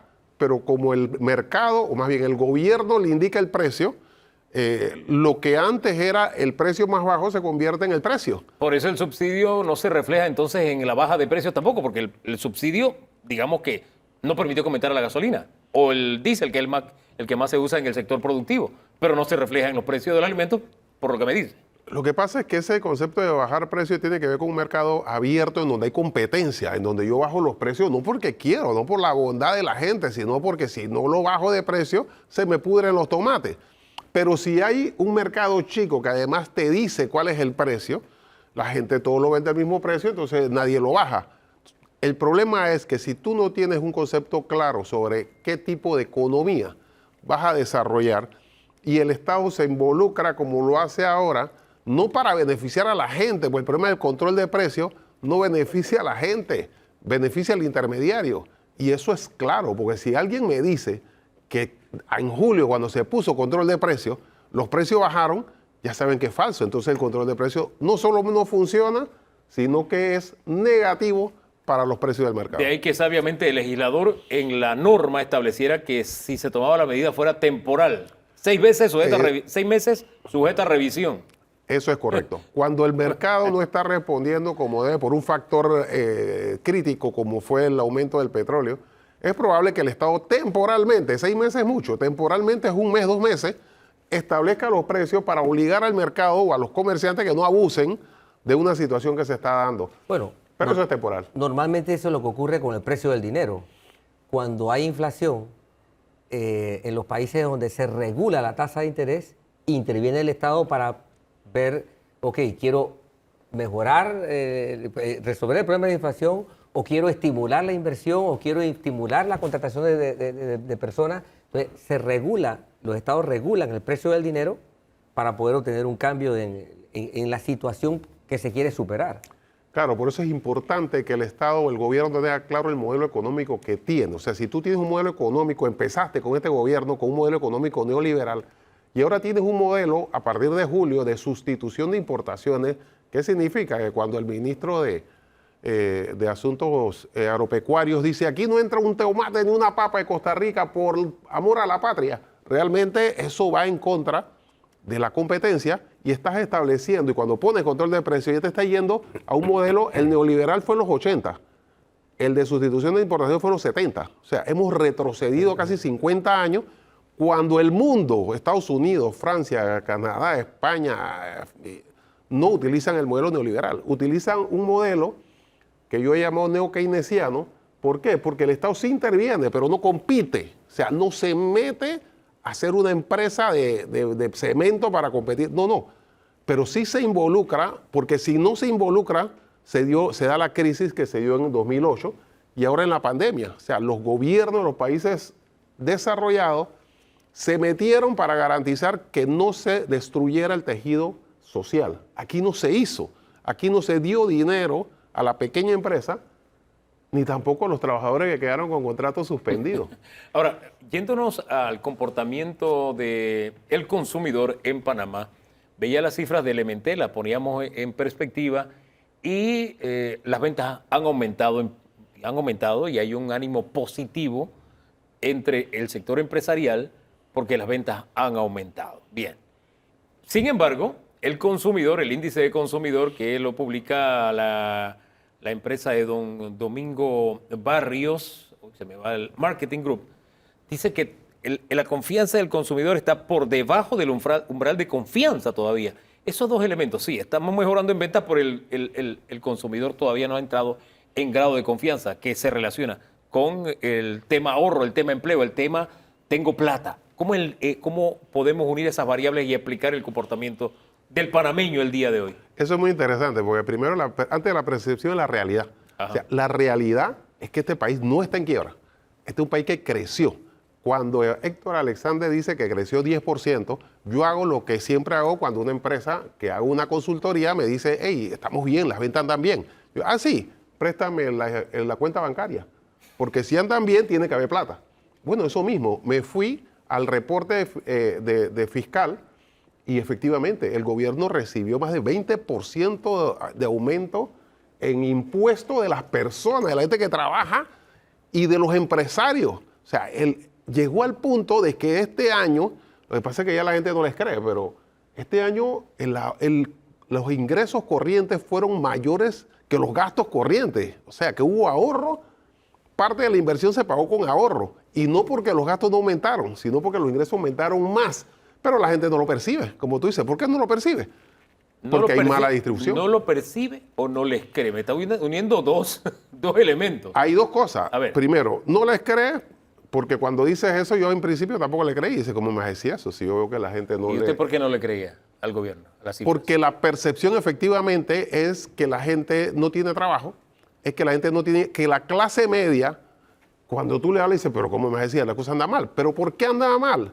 Porque la distribución no es correcta. ¿Por qué? Porque el ingreso per cápita aumentó el último año de 15,000 a 17. Nos convertimos en el segundo país más rico de Latinoamérica. Teóricamente. Pero nadie recibió, deberíamos estar ahora mismo cada uno, sin que se mejorara la distribución, 20% mejor que en la pandemia. ¿Pero por qué no ocurre?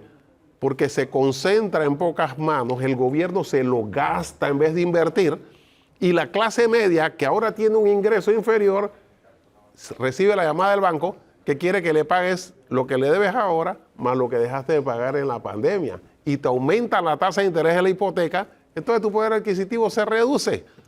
Entonces no es percepción, es realidad, don Es Danilo. realidad. Sí. Bienvenido al club. Es que me estaba dibujando un poquito usted a mí, así que, don Danilo. Así es la triste realidad. Bien, este gobierno se ha embarcado en una nueva negociación, o en el logro de una nueva negociación con Estados Unidos para los efectos de algunos sectores del sector agropecuario, del ámbito agropecuario. Y si no lo logra, alguien va a salir lastimado de aquí significativamente. ¿Cree usted que el gobierno vaya a tener éxito o debemos prepararnos para que sectores como el porcinocultor y otros sectores resulten más golpeados de lo que estén ahorita? Mira, hay una frase que se ha hecho famosa últimamente, que no se puede esperar cambios sustanciales si sigues haciendo lo mismo. O sea, este modelo en donde el gobierno le da subsidio para que tengas ganancia siendo ineficiente, no funciona. O sea, y duraron más de 10 años en donde el gobierno, el gobierno les compra toda la producción para hacer clientelismo en diciembre, en donde el gobierno le da subsidio y luego no quieres aumentar y no estoy hablando de la pequeña empresa, de los pequeños productores, que el gobierno tiene que ayudarlos muchísimo. Estoy hablando de los grandes productores que se fueron a Penonomé a decir, queremos la libre empresa, ¿no? pero libre empresa con el mercado cerrado. Entonces, la libre empresa es libre de mercado. Y eso va a pasar porque Panamá no puede ir en contra del planeta. O sea, el libre mercado, importaciones, exportaciones, claro que van a sufrir, pero por eso es tan importante el modelo económico, porque el Estado pudo haber resuelto el problema de la clase media, como hizo Estados Unidos, como hizo Francia, como hicieron otros países, porque además tenemos la posibilidad económica de hacerlo, de pagarle $300 a cada trabajador suspendido en vez de 100 al que hace moriqueta en el semáforo, igual que al pequeño empresario. Y ahora el Estado debe modificar su política agropecuaria para incentivar la eficiencia en vez de pagar por la ineficiencia. O sea, tú eres ineficiente, no ganaste, te doy 20. ¿Cuánto le estamos pagando a los arroceros? Empezamos por 10, por 20, anda por $17 por cada quintal, porque no puedes competir porque tu producción... ¿Cómo es posible que nosotros seamos menos eficientes en arroz que Guyana? No estamos hablando de Estados Unidos, que subsidia, eso estoy de acuerdo con ustedes. Pero un paisito como Guyana... ¿En qué nos traemos el equivocamos? arroz. ¿En qué nos equivocamos? En no querer establecer, primero, estrategia. Si tú estableces una estrategia en donde, a mi juicio, el criterio fundamental de los productores, pequeños productores, porque el gran productor tú no tienes por qué subsidiarlo. Si tú no eres suficiente, quiebra y ponte a hacer otra cosa, busca trabajo. Pero el pequeño y mediano productor, en vez de subsidiarlo, lo que tienes es que comprarle la producción. O sea, tú le compras la producción, le das la garantía del mercado y así evitas lo que está pasando. Que cuando hay producción tú no tienes dónde guardarla y el intermediario te lo compra por 4 guayabas. Oiga, yo le puedo hacer otra pregunta que no tiene nada que ver con economía. Por supuesto. Es que Pregunte. mira, no se me va de la memoria el segmento anterior, don Danilo. No tiene que ver con economía, pero tiene que ver, porque la corrupción le roba el presente y el futuro a los ciudadanos. No está en el tema extinción de dominio, sino que nos decía la diputada Corina Cano, ahí hay que fortalecer las instituciones. Yo le decía, estas instituciones y este mecanismo me parece tomar sopa con tenedor, y le ofrecieron la oportunidad de que nos lo tomáramos con cuchara y no lo han aceptado. Esa fue la analogía que repetí un par de veces, pero yo no sé, de pronto usted lo ve distinto. No, mira, realmente tengo que aclarar que ahora con tantos controles internacionales que hay al lavado de dinero y transferencia, es muy probable la gran parte de la corrupción se queda en Panamá. Nosotros estamos en contra de la corrupción, nos molesta que un diputado se reelija con plata de la corrupción, pero esa plata, si tú en vez de dársela al diputado para que reparta en su pueblo y gane las elecciones, la toma el Estado y hace ligas deportivas, es la misma plata. O sea, la plata no se reproduce. Cuando te dicen sin corrupción alcanza toda la plata, no es la misma plata. Solo que está mal administrada y si se dedica a inversión es mucho mejor. Si el Estado establece reglas en función de la realidad. Si tú vives en Suiza o en Finlandia, el Estado puede no ser tan perseguir tanto el delito porque la gente tiene digamos, los empresarios y las personas y los políticos tienen una cultura diferente. Pero si tienes una crisis de corrupción, de lavado de dinero, de narcotráfico metido en la política, entonces las leyes tienen que ser tan duras. Por eso la gente aplaude a Bukele a pesar de que no concuerda con sus métodos, porque la situación que había en El Salvador no cabía otra que tomar una decisión dura que no puede ser permanente. En Panamá se requieren posiciones duras para poder garantizar que la corrupción y el narcotráfico no se terminen de tomar el país. No nos podemos seguir tomando la sopa con tenedor. Así de sencillo. No hay forma de reforzar ese tenedor. ¿Ah? Gracias por acompañarnos este día. ¿Cómo no? Mira que esa conversa no se me va de la cabeza. Gracias, don Danilo.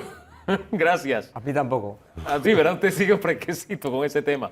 Y ese tema va a dar para mucho más todavía. Se salvaron los corruptos, así llamamos a ese segmento. La diputada Cano, y de seguro muchos diputados dicen que no, pero al final tenemos que buscar un instrumento que satisfaga al país. En fin, nos vamos. Gracias por la sintonía. Esta tarde puede ver el programa completo, Eco TV, Canal 28, 1028 de Tigo, y también disponible en nuestras plataformas. En YouTube está completo también permanentemente para lo que usted desee.